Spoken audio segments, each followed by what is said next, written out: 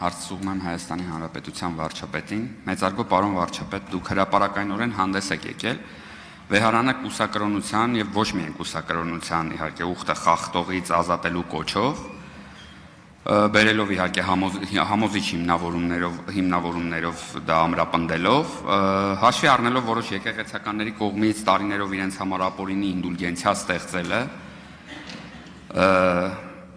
եւ իհարկե աջակցելով այս գաղափարին, ես ուզում եի ճշտել, ինչպես եք պատկերացնում իրականացնել այս process, այսինքն ինչպես եք պատկերացնում գործընթացը այս։ Շնորհակալ եմ։ Ես հարցը պատկերացնում եմ հետևյալ կերպ։ Նախ մայր աթոռում պիտի գտնվեն մարդիկ, ովքեր այնտեղ են գտնվում Աստծո օրհնությամբ։ Հայ առաքելական եկեղեցին իր կանոններում հստակ սահմանել է, թե ինչպես է Աստծո օրհնության հավաստումը, եթե կարող ենք այդպես ասել, տեղի ունենում։ Ես էլի ուզում եմ ձեզ հետևյալը մեջբերել, որ յուրաքանչյուր կուսակրոն հոգևորական կուսակրոնությունը ստանձնում է խորանի առաջ ծնկաչոք ստանձնած հետևյալ ուխտով։ Մեջբերում եմ ուխտը։ Հիմա եթե Կտրիչ Ներսիսյանի պարագայում ասենք, այդ ուխտը բառացիորեն հնչել է հետևյալ կերպ եւ ստորագրվել է։ Ես Տեր Գարեգին Աբեղա Ներսիսյանս օրհնությամբ Աստծո եւ կամոքն ազգիս հաստատ համոզմամբ հանձն եմ առնում ընդունելու կուսակրոն քահանայության կարգը։ Փրկչի իջման Սուրբ Սեղանի առաջ խոստանում եւ ուխտում եմ։ Խոսքը Մայր աթոռ Սուրբ Էջմիածնի խորանի մասին է։ Առաջին սրբության պահել կուսակրոն քահանայության ուխտս, հավատով ու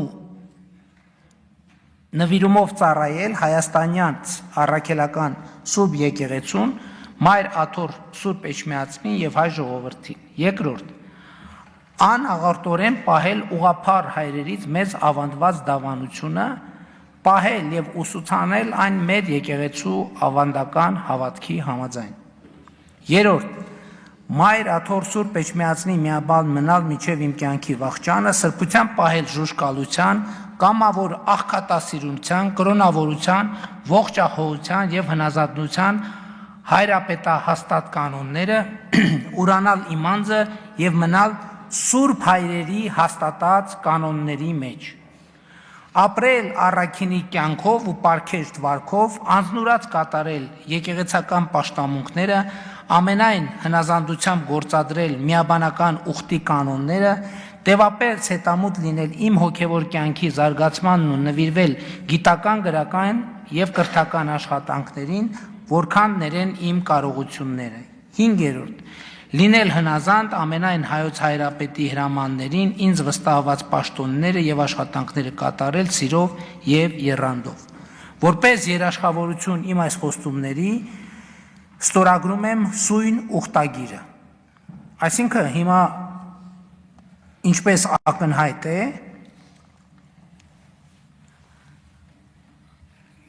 Կտրիչ Ներսիսյանը իր իսկ Մայր աթոռ Սուրբ Էջմիածնի խորանի առաջ իր ստանձնած եւ ստորագրած ուխտը խախտել է։ Հասկանում եք, նա սա նշանակում է, որ վեհարանում նրա մնալու ամեն օրը խարխլում է հայ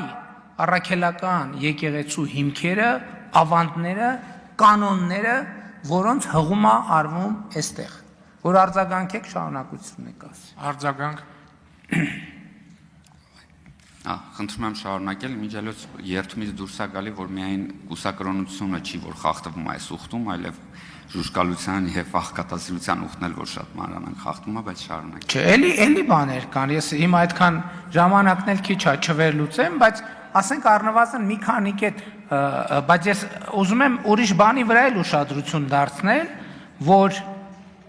որ օրինակ կարող եմ մեջբերել մեր կանոնագրքի առաքելական երկրորդ կանոնների կանոն իգն, որտեղ ասվում է. Եպիսկոպոսը կամ երեցը կամ սարկավակը, եթե պոռնկության մեջ կամ երթմնազանձության կամ գողության մեջ բռնեն, կարգալույց լինեն։ Այսինքն սա հստակ կանոնը, հասկանում եք, եւ անխուսափելի։ Հիմա կտրիչ Ներսիսյանը հայ առաքելական եկեղեցու հայրապետը չի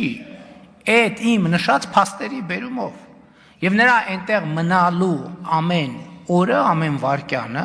խարխլում է հայ առաքելական եկեղեցու հիմքերը, հեղինակությունը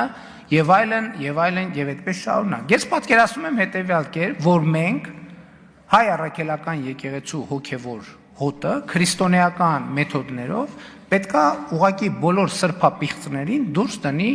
մայրաթորից, տենց եմ պատկերացնում, սիրով քրիստոնեաբար, բայց հետևողական։